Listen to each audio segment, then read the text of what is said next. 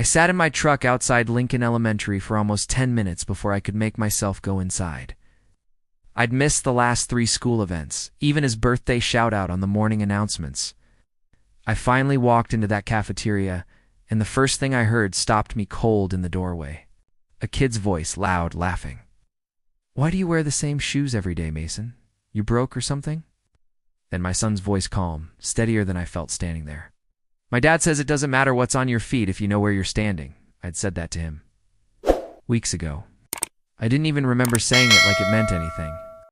I sat in my truck outside Lincoln Elementary for almost 10 minutes before I could make myself go inside. I want to be honest about that part because it matters later. I told myself I was running late because of work, and that was true, but it wasn't the whole truth. I'd missed the last 3 things at that school: the fall festival, the reading night. His birthday shout-out on the morning announcements that he'd asked me 3 separate times if I was coming to hear. I wasn't. I was on shift, arms full of boxes, thinking about him for maybe 10 seconds before the next pallet showed up.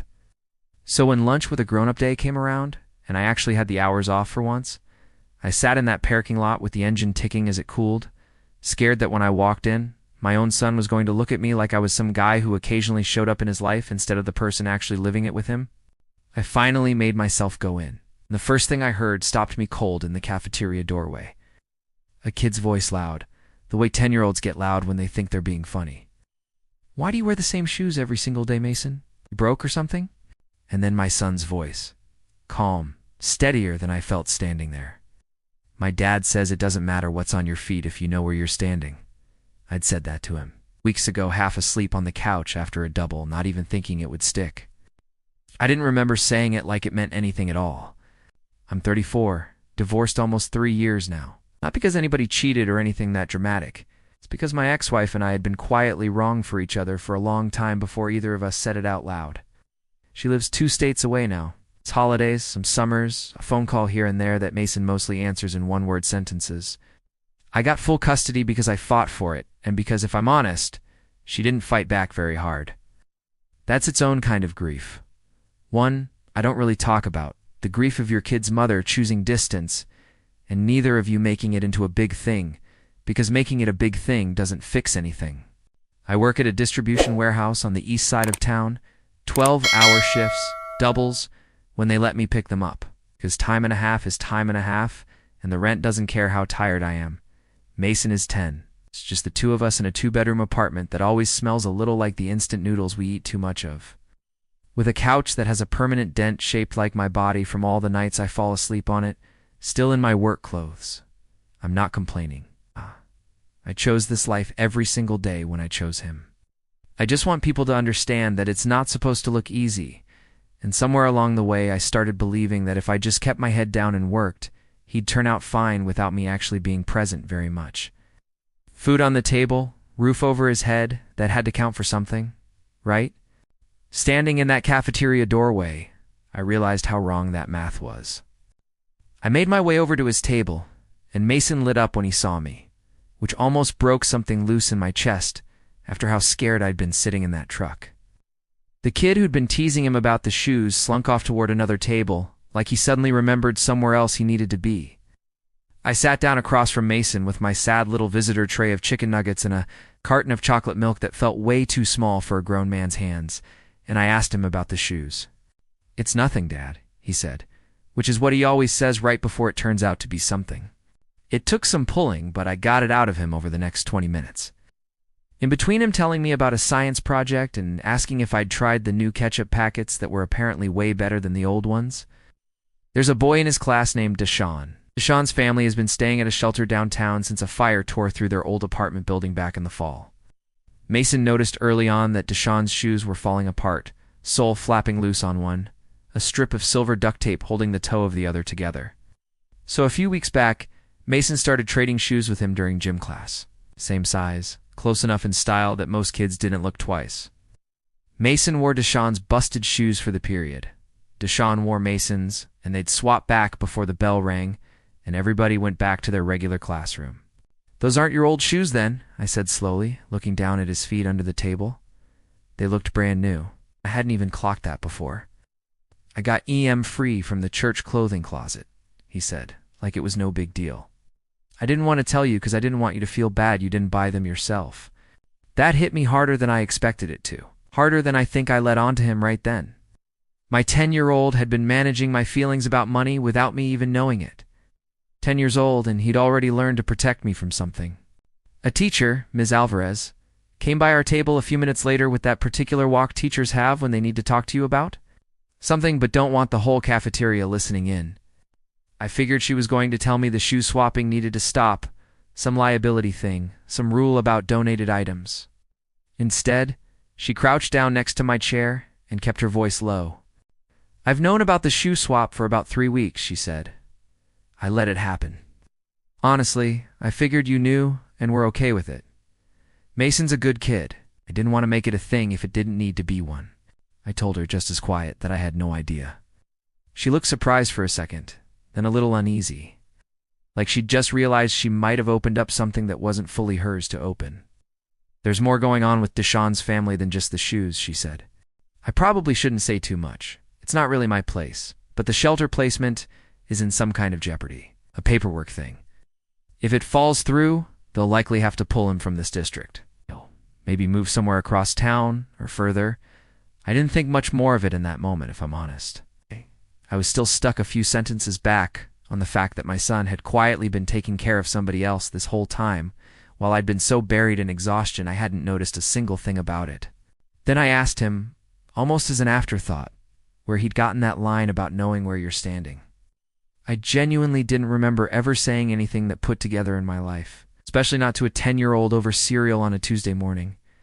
Mason went quiet in a way that was different from his usual quiet. He reached into his backpack, passed a folder that said science in his handwriting with a little cartoon volcano on it, and pulled out a folded piece of notebook paper, soft and fuzzy at the creases, like it had been opened and closed 100 times.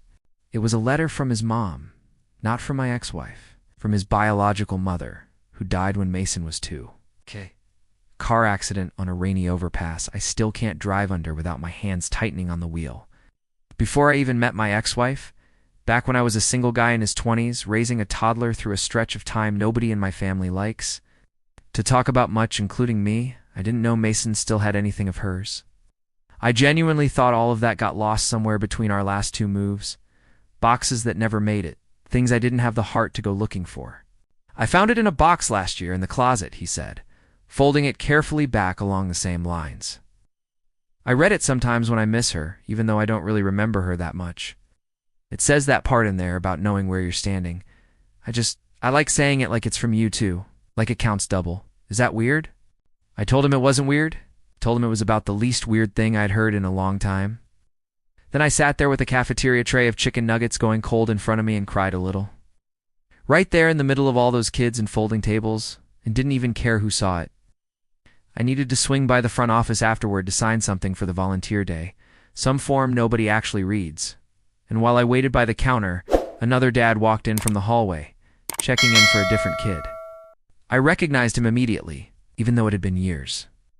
Terrence, we'd worked the same warehouse floor together almost 7 years back, before I got hurt. The injury is the reason I don't lift the way I used to. Why I got shifted for a while to a different position with worse hours and worse pay. Why some months are tighter than others because of ongoing physical therapy copays that never seem to stop showing up in the mail. What most people don't know, including for a long time me trying real hard not to think about it, is that I got hurt covering an extra shift so Terrence could go to a custody hearing for his daughter. Nobody made me do it. I just volunteered because it felt like the decent thing at the time, and decent things don't usually announce themselves as the moment that changes your whole back for the rest of your life. We hadn't spoken since. Not because of any bad blood, more because neither of us knew what to say after something like that. I always figured he felt guilty about it. Turns out I was right. I heard you still deal with your back some, he said, not quite looking at me, studying the counter instead. Some days, I said. Weather changes, mostly. I think about that shift a lot, he said. I never said thank you, right? Didn't know how to, honestly.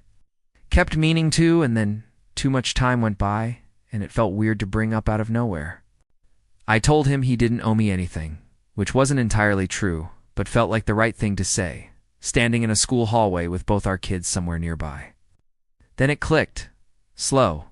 The way things click when you're not expecting them. Deshawn is his son. It wasn't some wild coincidence when I actually thought about it later. Just two guys who used to work the same warehouse in the same stretch of the city. His kids ended up at the same elementary school a few miles from where we used to clock in every morning. That's just how working-class neighborhoods actually work. Same jobs, same rents, same overcrowded schools, same everything, orbiting the same few zip codes. Terrence told me more about the shelter situation than Ms. Alvarez had. It's a mix-up with a housing voucher renewal, a caseworker who'd been slow to file something, a deadline that had technically already passed by the time anybody caught it. He was trying to appeal, but the process moved like molasses. And there was a real chance his son would get pulled from the school before any of it got sorted out. I told him about the shoes then. He hadn't known his son was wearing another kid's shoes to gym class either. We stood there. Two grown men in an elementary school hallway with kid-height cubbies and construction paper turkeys still up from a holiday to months past. Both a little ashamed, both just now learning how much our own sons had quietly been carrying without either of us noticing. That should have been the end of it, honestly. A nice moment, an old debt finally acknowledged. Everybody moves on a little lighter. But it got more complicated a few days later. Somebody, school board member who'd apparently heard secondhand about kids swapping donated uniform shoes, through a parent group chat decided this needed to be treated as a policy violation. Something about clothing, closet items, not being meant for redistribution between students. Some line in a handbook nobody had ever actually enforced before. It sounded ridiculous when Ms. Alvarez called to give me a heads up, but she said there was real concern the boys could end up with some kind of disciplinary note in their files over it. On top of that, a cafeteria aide had recorded part of an unrelated moment that same day for some class project about school lunch nutrition. And Mason and Deshawn happened to be in the background of it, mid-swap. Somehow a clip of it ended up shared in a local parents' Facebook group with a caption that had nothing to do with what had actually happened. People started arguing in the comments about whether the shoe dad was some kind of hero teaching his kids selflessness, or a negligent parent who apparently had no idea what his own son was up to at school. I saw both kinds of comments. Neither one felt like it was actually about my son, or about Deshawn, or about anything real. I didn't respond online. I still don't know for sure if that was the right call. Part of me wanted to type out the whole thing, set the record straight, defend my kid to strangers who'd never met him. But it felt like the situation deserved more than a comment section could ever give it. And I didn't want Mason's kindness turned into some internet argument he'd have to live down at school on Monday. What actually turned things around wasn't some dramatic speech from me. It was Terrence, walking into that school board meeting himself, standing up in front of a room full of people he didn't know, and telling them straight who he was and what had happened 7 years back on that warehouse floor. He didn't ask for pity. He didn't dress it up. Just told the truth plainly. The way you tell something you've been quietly ashamed of for a long time and finally decide isn't shameful after all. Just human. The board dropped the disciplinary talk fast after that. More than that, a handful of teachers and a couple other parents quietly put something together for Terrence's family. Gift cards. A ride to a housing appointment. Somebody who knew somebody who could speed up the appeal on the voucher paperwork. Nothing flashy. No big announcement. No cameras. Just people doing what people do once they actually understand what's going on right next to them instead of scrolling past it. Deshawn stayed enrolled. The family's placement got sorted out about 3 weeks later. Last I heard, they're looking at a small apartment not too far from us, something that might actually stick. Mason and Deshawn still trade shoes sometimes. Honestly, mostly out of habit now more than actual need. Since Deshawn's got his own decent pair these days. Terrence and I talk more too, and not best friends or anything that neat. We're both too tired and too busy for anything that requires much upkeep. But we grab coffee sometimes before shifts when our schedules line up, and it's easy in a way I didn't expect it to be. On the last day of school, Mason handed me an old, worn-out pair of his sneakers. The ones from all this, soles half gone. One lace replaced with a shoelace that didn't quite match the other. "Keep these," he said, real matter of fact, like he'd been planning the line. "So you remember this was the year we stopped being embarrassed about stuff? I've still got them. Sitting on the top shelf of my closet, next to a shoebox of Mason's old artwork I can't bring myself to throw out. I look at them some mornings before work, when I'm tired and not totally sure I've got another double shift in me, and something about it steadies me a little. I still don't fully know how to feel about all of it, even now. Proud of my kid in a way that makes my chest hurt when I think about it too long. A little ashamed it took a random Tuesday cafeteria visit for me to actually see what was going on in his life right under my own roof.